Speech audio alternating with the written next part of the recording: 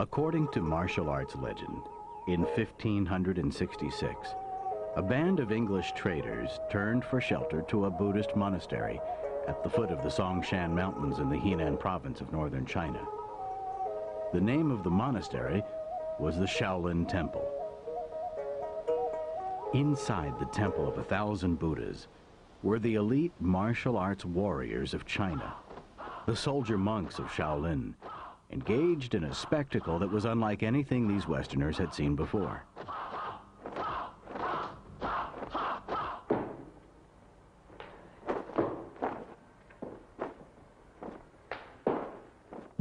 But in the climate of dynastic intrigue and repression that characterized the dying days of the Ming Dynasty, the martial techniques under practice were a closely guarded secret. Questioned by the traders, their guide would offer only one explanation. Kung Fu, he said. They are training to master an art. It is, some believe, the most beautiful of all the martial arts.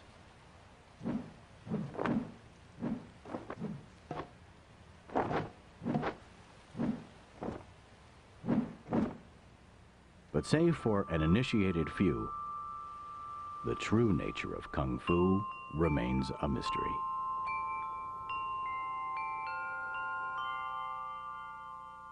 It began with one man, a Buddhist monk, the third son of a Brahmin Indian king. His name was Bodhidharma. In 527 AD, Bodhidharma went to China to the court of the Chinese emperor Wu.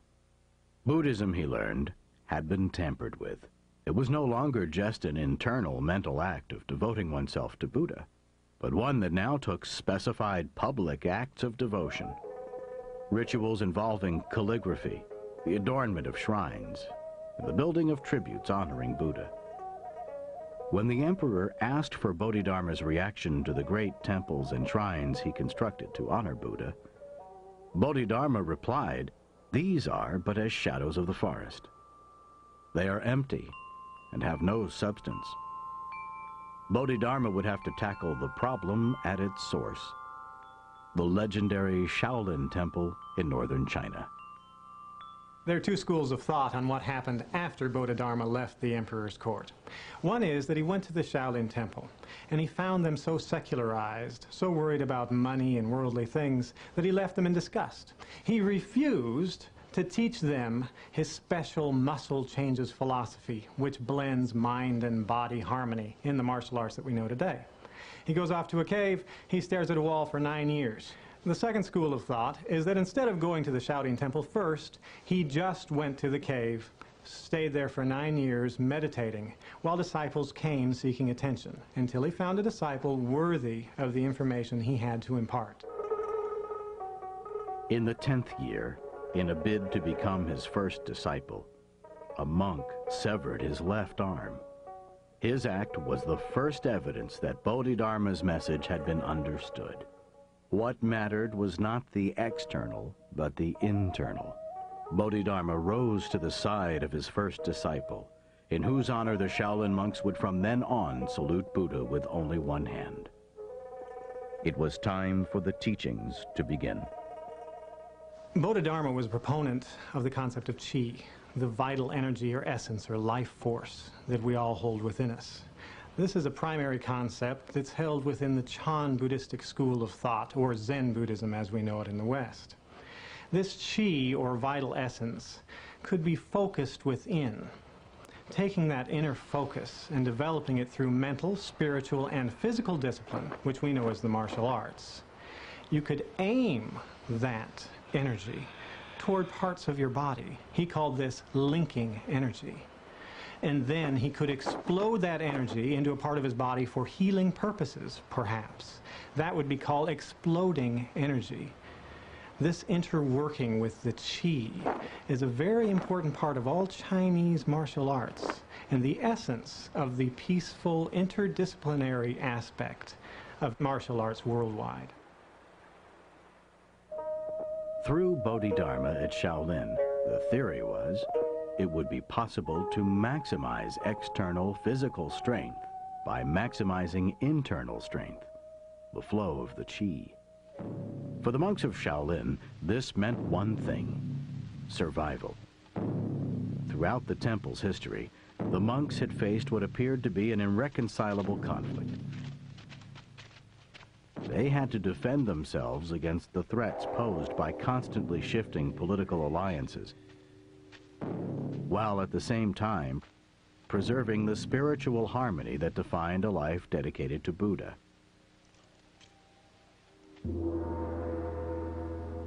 If Bodhidharma's beliefs and teachings about Qi were accurate, the monks' ability to worship was also the basis of their ability to ward off aggressors. That was the theory. The question was, would Bodhidharma's theory work? In medicine, the existence of this unifying force, or Qi, has long formed the very basis for the practice of acupuncture. In 652 AD, Sun Shumao found that Qi flowed along precise meridians between the body's organs. Using tiny electrical charges generated by acupuncture stimulation, he could affect this energy field and redress imbalances, remove blockages, and ultimately heal patients. For contemporary Kung Fu practitioners, the existence of Qi has never been under question. When properly focused, this is the energy that enables them to transcend the physical limitations of flesh and blood and perform feats that appear to challenge the impossible.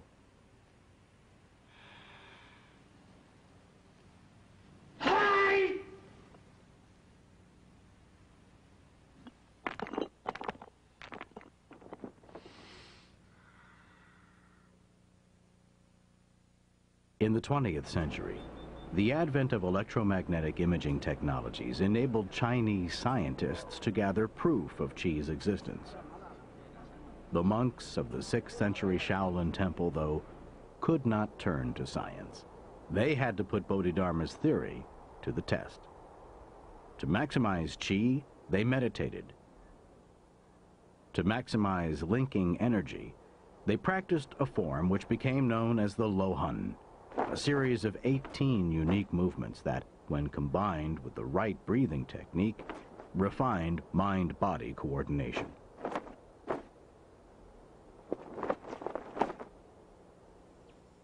To develop explosive energy, they followed a training regimen of unparalleled severity, a regimen with one objective: to create a warrior whose resolve no aggressor could disturb.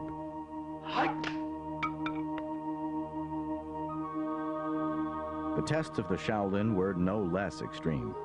The final test, given before a monk was allowed to become an emissary of the temple, was known formally as the Hall of the Wooden Men, to the monks as the Corridor of Death.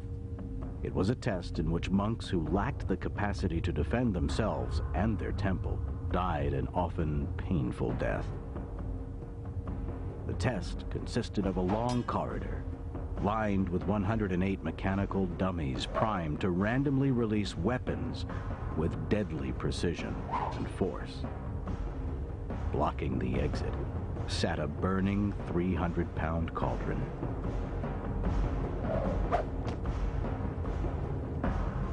For those who reached the cauldron, the reward was the intense pain of burning flesh and the indelible brands of the Shaolin. A tiger on one arm and a dragon on the other. To survive was a victory of the Qi. The annals of Chinese history testify eloquently to the effectiveness of the Shaolin martial arts. And for more than 400 years, the temple prospered, but the political climate eventually shifted. Their techniques became something of a threat to the political powers of the day. By 1570, the Manchus decided either the Shaolin monks were going to fall in line and tell them that they would serve them, or there'd be a problem. Shaolin monks neglected to respond in time, and the Manchu forces came and obliterated the temple. The monks who survived went underground to keep the fighting arts alive and formed the secret societies known as the triads. For the next 300 years, the triads became a focal point for political resistance.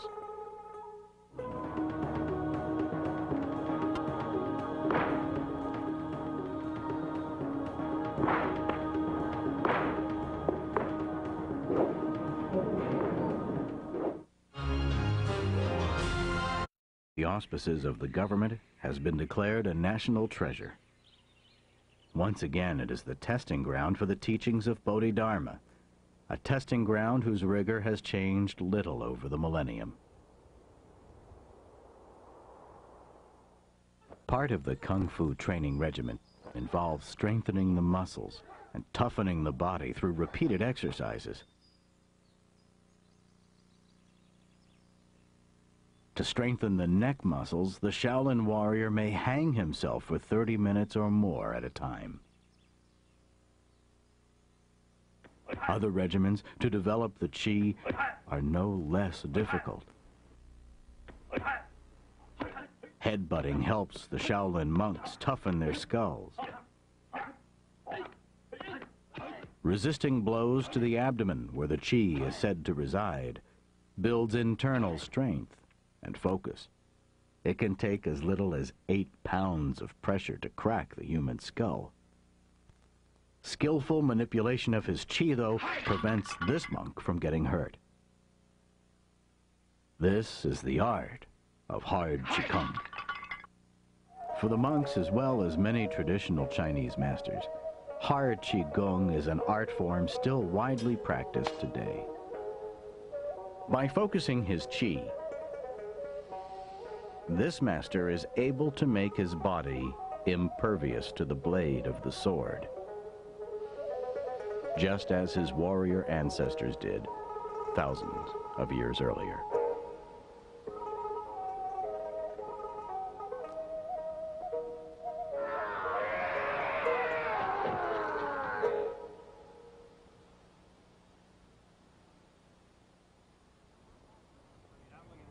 For over 15 centuries, the skill of hard Ci Gung has protected the monks of Shaolin from assault. But a new assailant has emerged for which the techniques of Bodhidharma are ill-equipped: the tourist. Glorified by the media, the Shaolin Temple, still a holy shrine and monastery, has become a popular attraction. However, like countless times before, the ancient principles of Kung Fu are adapting and surviving, this time by moving to the New World, New York City. It is here in downtown Manhattan that Chinese monk Shi Yanming has opened the USA Shaolin Temple. To those who hunger for knowledge, he teaches the values and martial arts made famous at Shaolin.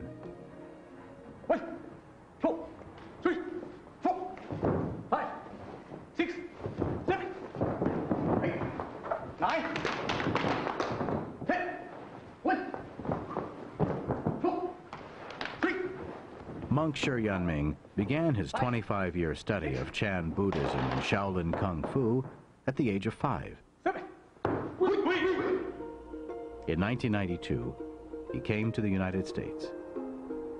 His motives, he believes, were those of Bodhidharma 15 centuries ago.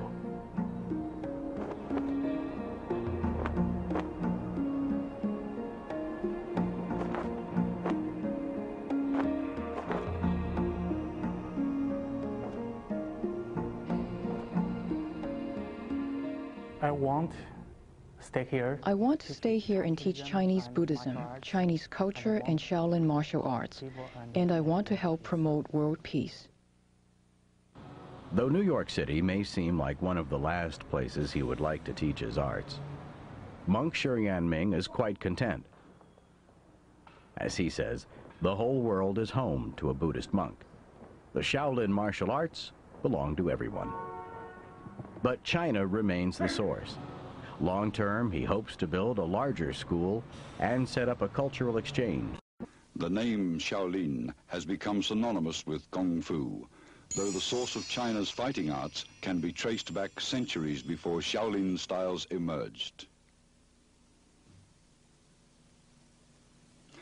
Situated on Sung Mountain in the Honan province is one of China's most famous monasteries.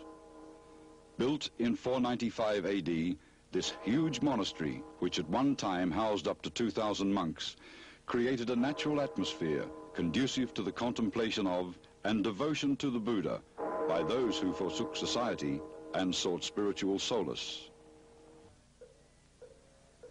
Nevertheless, it was no typical Buddhist monastery. For within these walls, along with the profound silence of monks sitting cross-legged, absorbed in meditation, and the hypnotic drone of others chanting holy sutras, was mingled the piercing battle cries of warrior monks engaged in combat. Their refuge, the fabled Shaolin Monastery, was a center for men dedicated not only to salvation, but to a secret discipline, which was a curious blend of physical toughness and spiritual purity. The genesis of Shaolin Kung Fu, which because of oral tradition has become an interweaving of legend and history, begins with the appearance of the enigmatic and awesome monk, Dharma. To Buddhists, he is revered as the founder of Zen. To martial artists, he is considered the father of Shaolin Kung Fu. In the 6th century AD, he departed his home in India, trekking eastward to Canton, up to Nanking, then further north, where upon reaching the Shaolin Monastery, he stopped and thereby began to teach spiritual insight through Zen meditation. Dharma created certain exercises after discovering that monks, who not being able to stand the rigorous Zen discipline required for gaining enlightenment, fell asleep during meditation. To nourish their health and supplement their passive seated meditation, he devised 3 sets of psychological and physical yoga-like exercises called 18 Monks Boxing, the Sinew Changing Classic, the Marrow Washing Classic. These active meditational exercises allegedly form the embryo from which Shaolin Kung Fu evolved. The martial arts were born out of practical necessity. During holy pilgrimages, monks were frequently robbed of religious treasures by marauding bandits. By adapting Dharma's postures into fighting movements, they developed sophisticated fighting methods whereby they could protect themselves. With the influence of Zen, what would have been merely a deadly science of combat was elevated into a martial art, a physical and mental discipline created not only for self-defense, but also as a vehicle for spiritual cultivation. This art so flourished over the centuries that the valor and skills of Shaolin monks became legendary. In 1736, the foreign Manchus banner troops attacked the monastery. Vastly outnumbered, the warrior monks were annihilated. The Shaolin monastery was burnt to the ground. A handful of survivors fled and openly spread their art to the populace. Today, the Shaolin monastery has been rebuilt and is remembered as the origin of a profusion of Kung Fu styles over the centuries.